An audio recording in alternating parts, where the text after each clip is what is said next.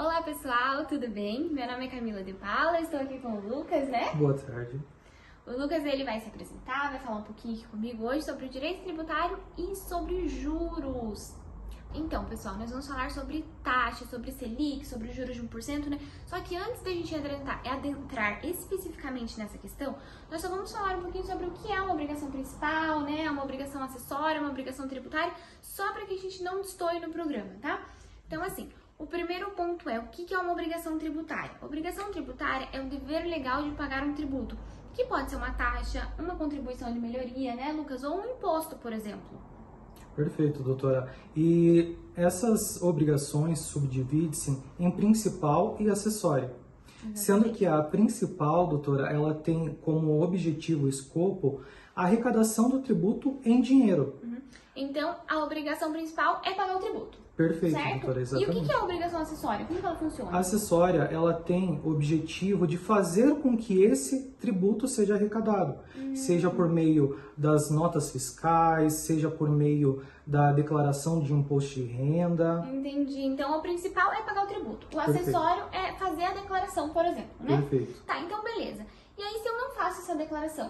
Se eu não pago, eu tenho uma multa? Como funciona isso? Sim, doutora, vai ser sancionado ali como uma multa, e sendo essa multa aplicado, a gente tem essa penalidade como acessória, porém ela é convertida em principal em razão do caráter pecuniário, do dinheiro, da obrigação de pagar.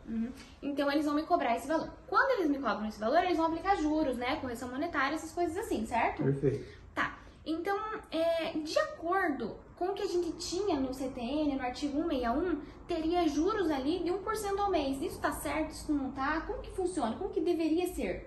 Então, doutora, há uma divergência porque, assim, o Superior Tribunal de Justiça entende que se está sendo aplicada a taxa Selic e muitas vezes essa taxa não atinge 12% ao ano, não tem como ser a taxa ali restrita a 1%.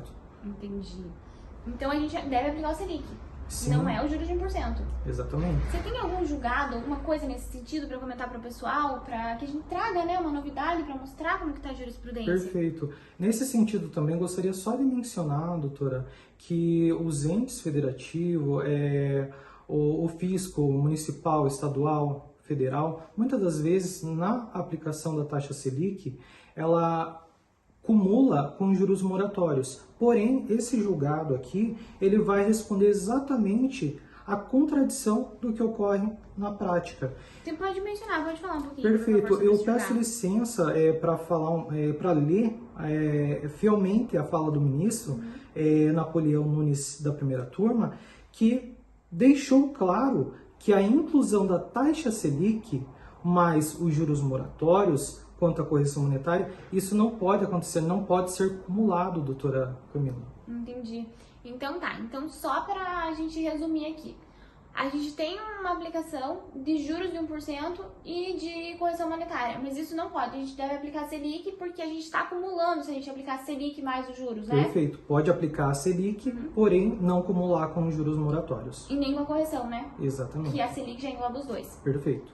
Gostou deste vídeo? Então curta e compartilhe ele nas suas redes sociais e grupos de mensagens. Seja Advogados Associados.